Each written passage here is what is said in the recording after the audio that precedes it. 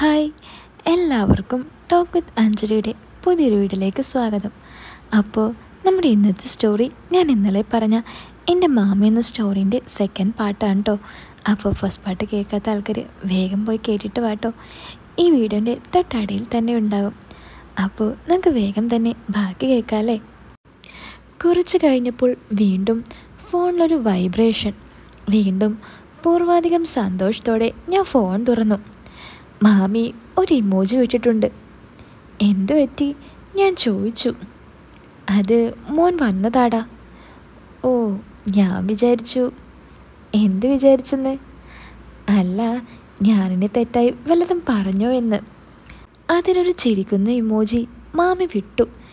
എന്നിട്ട് എന്നോട് ചോദിച്ചു, എന്ത് തോന്നി കണ്ടിട്ട്? എന്ത് കണ്ടിട്ട്? ഞാൻ ചോദിച്ചു. അല്ലടാ, രാവിലെ. ഓ, അതോ.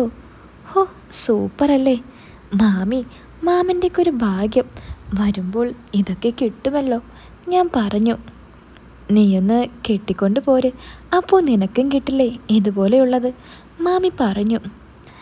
ഓ, അതിനിനിയും എത്ര കാലം കിടക്കുന്നു മാമി? എന്താടാ, ഞാൻ പറയണോ നിൻ്റെ ഉമ്മയോട്? എന്ത്? അല്ല, ചെറുക്കൻ കൂട്ടിന് ആളില്ലാതെ വിഷമിച്ചിരിക്കുകയാണെന്ന്. ഓ, അതോ. അതിനവർക്ക് സന്തോഷമേ കാണും. ഇപ്പോൾ അതിന് നിന്നാൽ ഒരു ത്രില്ല് കിട്ടില്ല, ഞാൻ പറഞ്ഞു. അതൊക്കെ കയ്യിൽ കിട്ടിയാൽ ത്രില്ല് താനേ വന്നോളും. മാമൻ്റെ അല്ലേ മോൻ, മാമി പറഞ്ഞു. മാമൻ അതിനെല്ലാം മിടുക്കനാണെന്ന് തോന്നുന്നു, ഞാൻ ചോദിച്ചു. കണ്ണിറുക്കി പിടിക്കുന്ന ഒരു ഇമോജി വിട്ടുകൊണ്ട് മാമി പറഞ്ഞു. ഇപ്പോഴും ബഹുകേമന. ആ, വെറുതെ അല്ല. എന്ത് വെറുതെ അല്ലെന്ന്? എല്ലാം. അത് പറഞ്ഞതും മാമി ഒരു ചിരിക്കുന്ന ഇമോജി വിട്ടു. ഡാ, നീ ഓരോന്നാലോചിച്ച് വെറുതെ ശരീരം കേടുവരുത്താതെ പോയി കിടന്നുറങ്ങടാ എന്നൊരു വോയിസ് മെസ്സേജ് വിട്ടുകൊണ്ട് മാമി ഓൺലൈനിൽ നിന്നും പോയി. ഞാൻ തിരിച്ചൊരു വോയിസ് ഇട്ടെങ്കിലും നെറ്റ് ഓഫ് ചെയ്തതിനാൽ കുറേ നേരമായിട്ടും റീഡ് ചെയ്യാത്തതുകൊണ്ട് ഞാൻ ഡിലീറ്റ് ചെയ്ത് കിടന്നുറങ്ങി. നേരം വൈകിട്ടാണ് ഞാൻ ഉണർന്നത്. ഞാൻ ഉണർന്ന് നേരെ പോയത് അടുക്കള ലക്ഷ്യമാക്കിയായിരുന്നു. ഫെമിയുടെ കയ്യിൽ നിന്നും ചായ വാങ്ങി കുടിച്ചുകൊണ്ട് ഞാൻ മുന്നിലേക്ക് നടന്നു. മാമൻ്റെ മക്കൾ രണ്ടുപേരും ഫോണിൽ എന്തോ കാണുന്നുണ്ട്.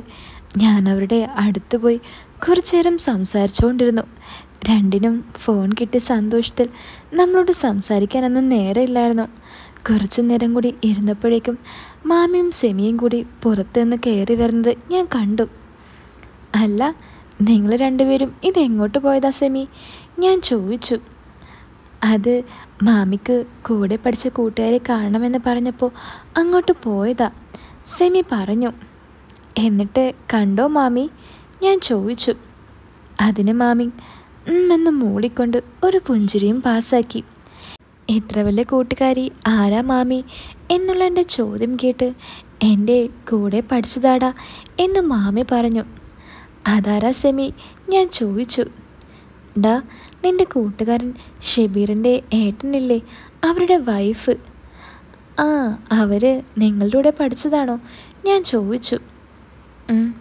എന്ന് മൂളിക്കൊണ്ട് എന്നെ നോക്കാതെ കണ്ണുകൾ താഴ്ത്തി പിടിച്ചുകൊണ്ട് മാമി നിന്നു.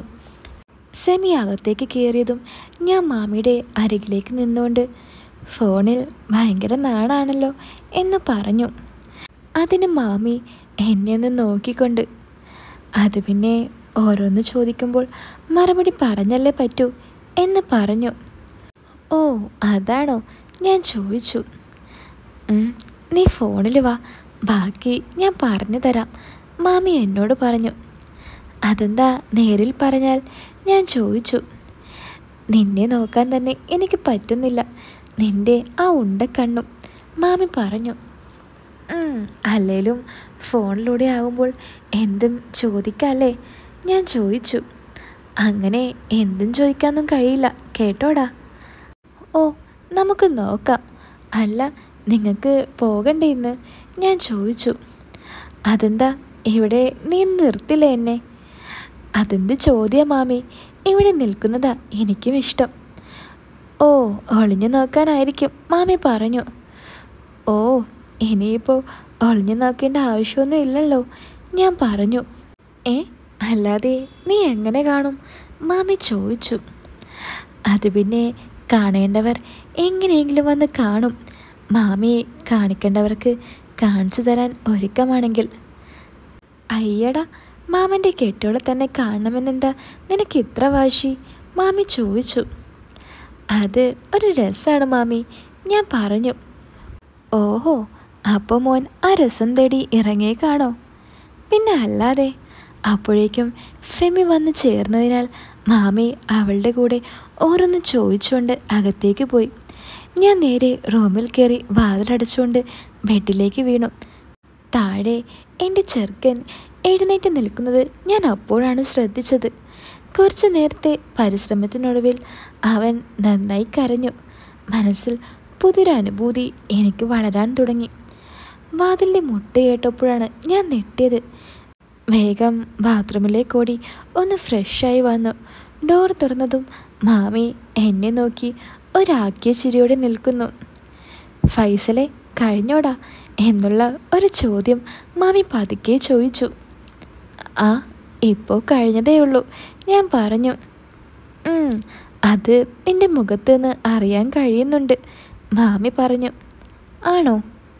ആന്നേ. ഞാൻ വിളിച്ചത് ഇന്ന് പോകുന്നില്ലെന്നാ പറയുന്നേ.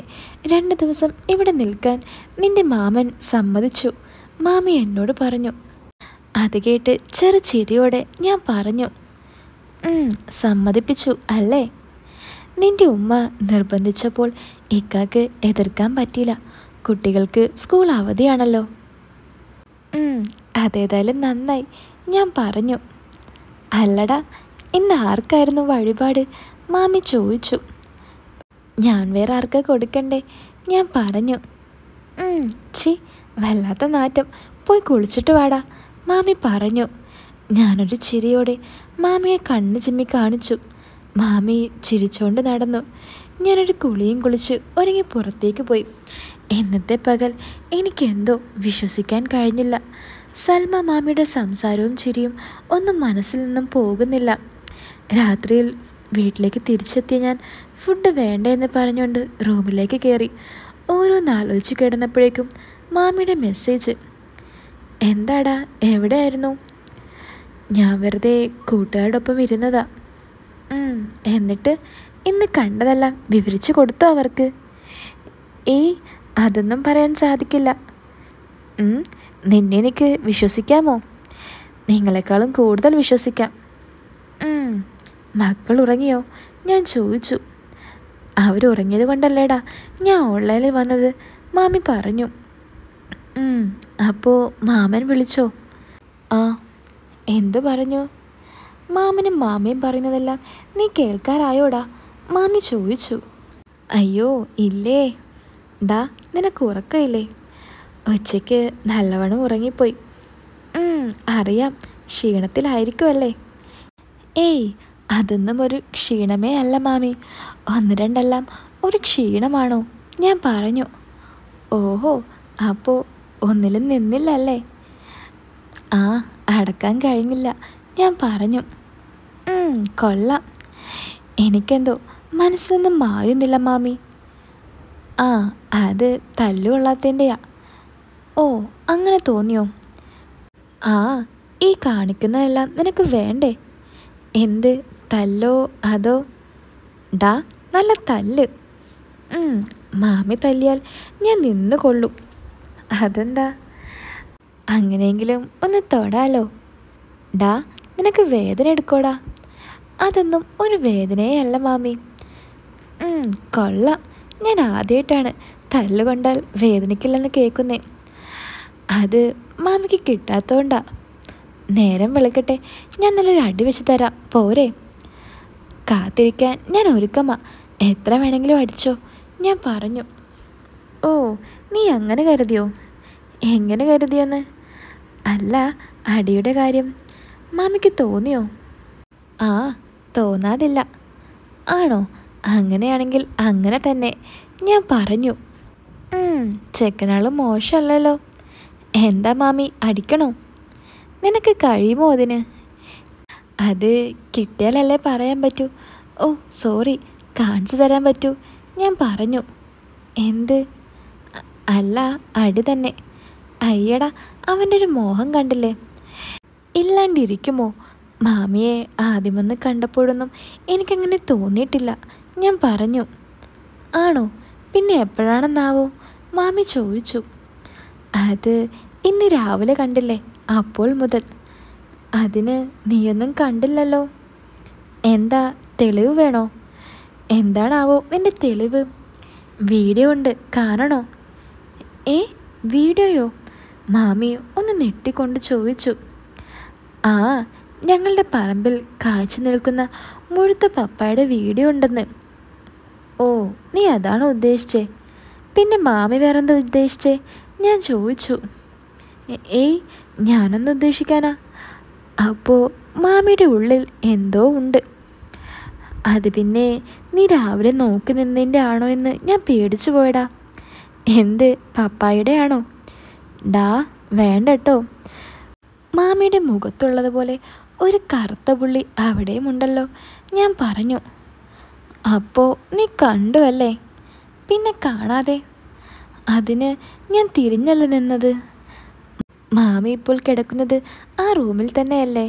ഞാൻ ചോദിച്ചു. ആ അതെ. അപ്പോഴേ ഞാൻ കാണുമ്പോൾ നിന്നതുപോലെ ഒന്ന് നിന്ന് നോക്ക്, അപ്പോഴറിയാം. പിന്നെ കുറച്ചു നേരം മാമിയെ ഓൺലൈനിൽ കണ്ടില്ല. പെട്ടെന്ന് വീണ്ടും ഓൺലൈനിൽ വന്നുകൊണ്ട് ഡാ നീ കണ്ണാടിയിൽ കൂടി എന്ന് ചോദിച്ചുകൊണ്ട് ഒരു സ്റ്റിക്കറും അയച്ചു. ആ, ഇപ്പോൾ മനസ്സിലായോ ഞാൻ എങ്ങനെ കണ്ടെന്ന്? മനസ്സിലായി, മാമി പറഞ്ഞു.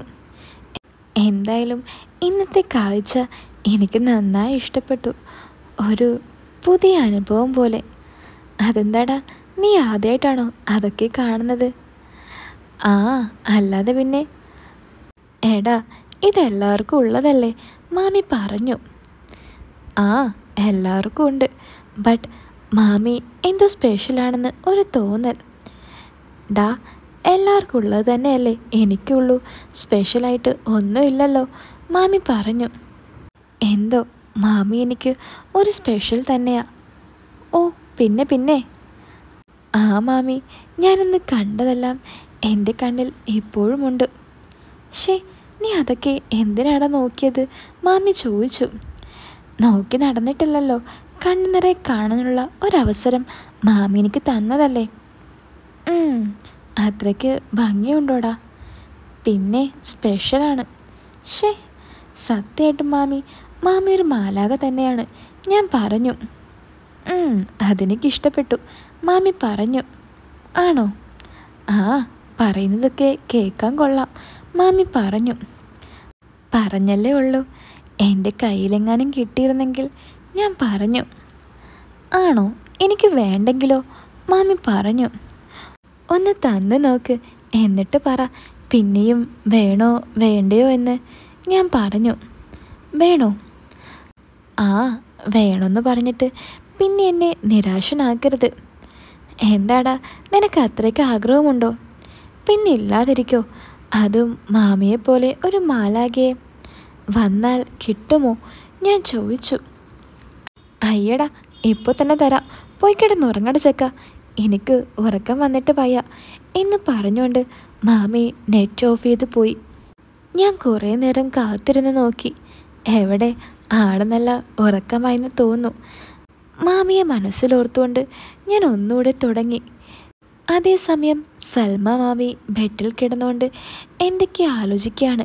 മാമിയുടെ മനസ്സിൽ എന്തോ ചെറിയൊരു സന്തോഷം കടന്നുകൂടിയിരിക്കുന്നു.